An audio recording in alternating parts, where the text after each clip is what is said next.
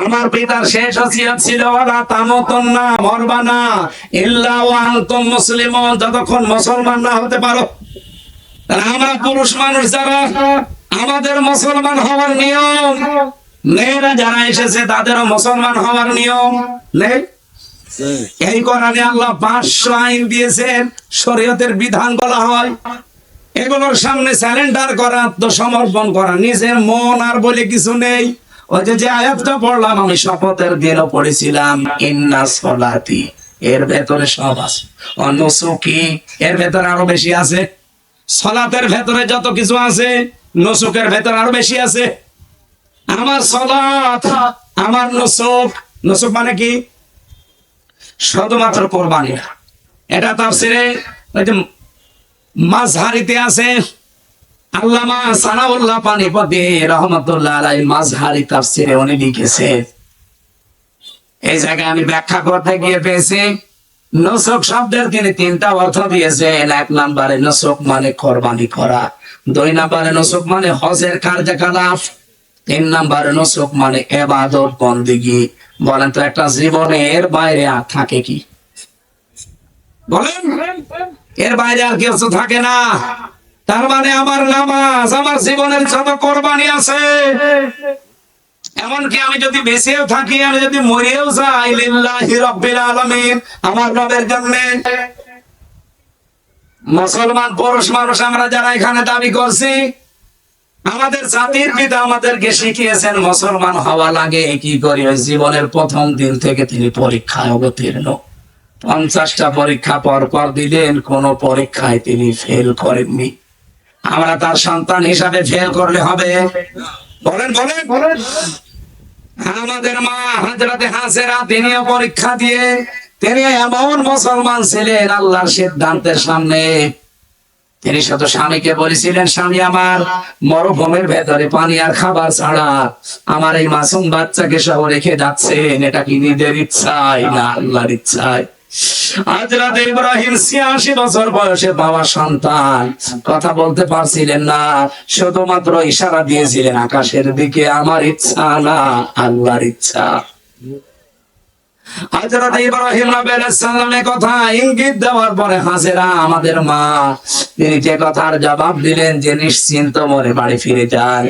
ওই আল্লাহর উপরে আমার ভরসা এতটাই বেশি আছে, যার আদেশ মতো আপনি আমার সন্তানকে মরুভূমিতে রেখে গেলেন, উনি জীবনেও আমার সন্তান আর আমাকে পানি আর খাবারের অভাবে মারবেন না।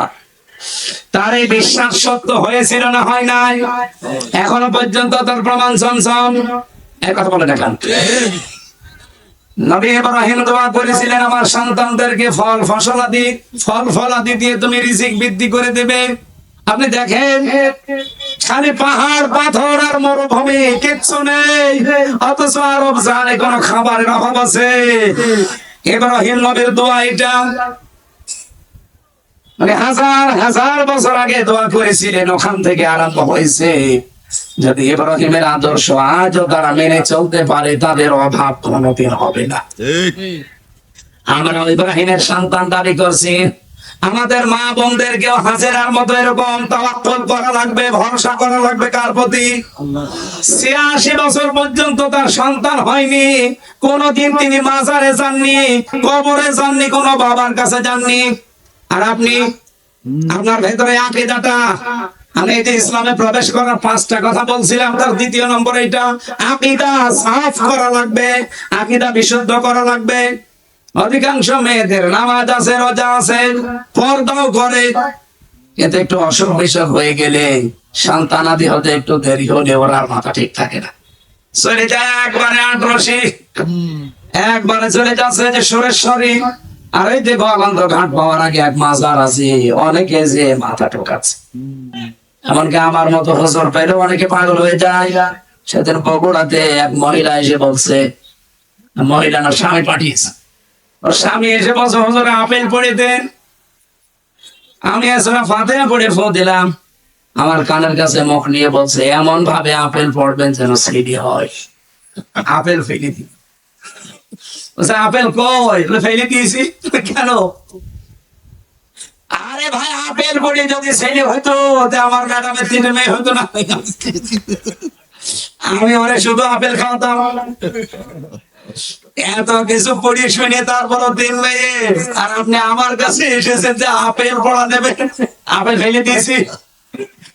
বলছে আমার বউ পাঠিয়েছে খালি মাপার মেয়ে হয়, হুজুরকে দিয়ে এমন আপেল পড়াবেন যেন ছেলে হয়। আমি কি ডাউনলোড করে দেব? মা বলে না, আকীদা বিশুদ্ধ করেন। একটা মাসলুম দল বাংলাদেশে, জামাত ইসলামী বাংলাদেশ, তাদের আকীদা ঠিক নেই, আকীদা ভ্রান্ত। এই কথা তুলে অনেকে ফতোয়াবাজি করে। দাঁত মুখ খুলে ফেলা দরকার এই শয়তান কোন। কিসের আকীদার কথা বলেন? বাংলাদেশ জামাত ইসলামের আকীদা হচ্ছে আল্লাহর জমিনে আল্লাহর দ্বীন কায়েম করে। এর বাইরে যদি কোনো আকীদা থাকে ওই জামাত আমি মানি না। আপনি জিজ্ঞাসা করে দেখেন, যদি কেউ থাকে জামাত ইসলামের, তারা এমনি গোপনে বলেন যে তোমার আকীদা কি?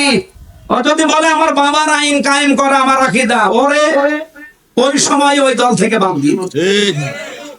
আমার আকীদা হচ্ছে আল্লাহর জমিনে আল্লাহর আইন চলবে। আল্লাহুল খালকু ওয়াল আমর, এই কথা বলছেন না? জমিন যার আইন চলবে, এই আকীদা বিশুদ্ধ করেন। এই আকীদা অনেকের নেই, তাদের কোনো ফতোয়া নেই। অথচ এই মাসলুম দলটার উপরে আজ বছরের পর বছর এরকম মিথ্যা তহমত দিয়ে জাতিকে ধরে রাখতে চায়। জাতিও এখন বুঝে ফেলিস যে বাংলাদেশে একমাত্র সঠিক আকীদাই এদের, যারা বলে আল্লাহর জমিনে আমরা আল্লাহর আইন চাই। আমরা আল্লাহর জমিনে আল্লাহর আইন চাই না। এটা আপনি এই আন্দাজে উল্টা পাল্টা ধারণা করবেন না। আমি সঠিকটা বললাম, আপনি খুঁজে দেখেন, যদি এর সাথে না মেলে আপনারা দল করার দরকার নেই। 3 নাম্বারটা বলছে উন্নত চরিত্র অধিকারী হওয়া লাগবে আমাদের। উত্তম চরিত্র গঠন করার মৌলিক যে পদ্ধতিগুলো আছে এগুলো অনুসরণ করা দরকার। আপনার চরিত্র যদি ভালো না হয়, উন্নত না হয়, আপনি জীবন ইসলামে প্রবেশ করেছেন এটা বলতে পারেন না। আজ বিশ্বের বহু মানুষকে আমরা দেখতে পাচ্ছি, তারা উপরে মানবতার কথা ছড়ায় কিন্তু তাদের চরিত্র, এটা ভারতে মুসলিম আইন।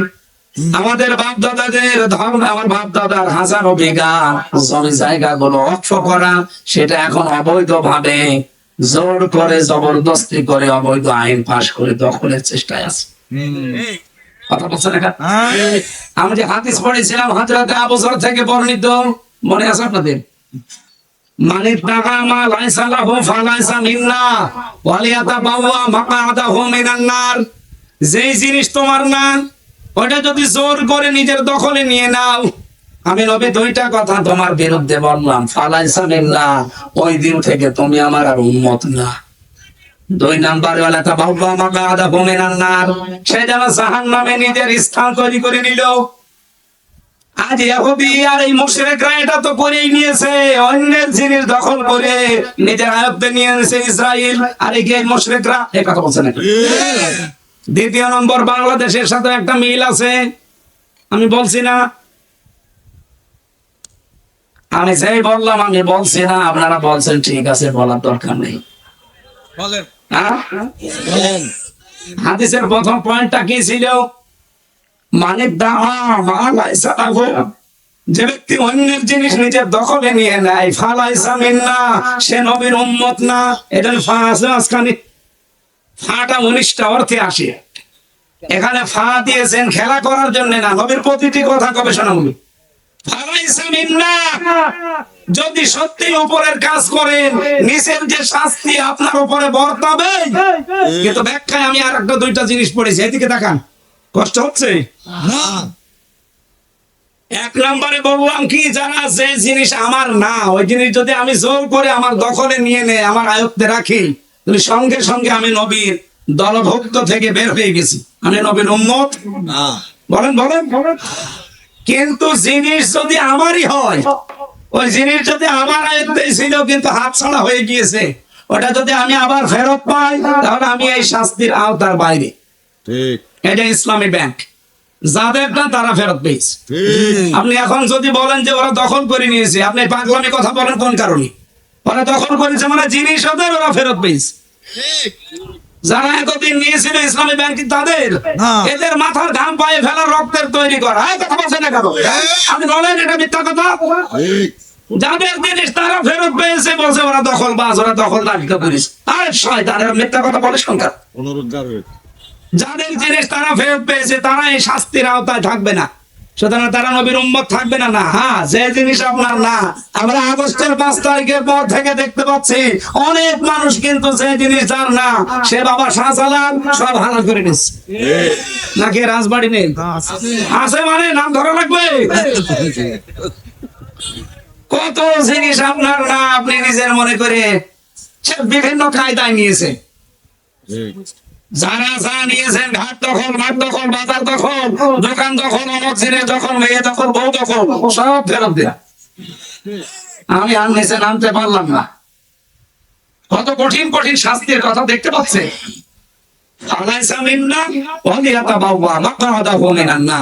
না, আপনার রাগ হলে নবীজিকে বলেন আমার কোনো দোষ নেই ভাই, আমি অ্যাডভার্টাইজ করছি, এই কথা বলেন না।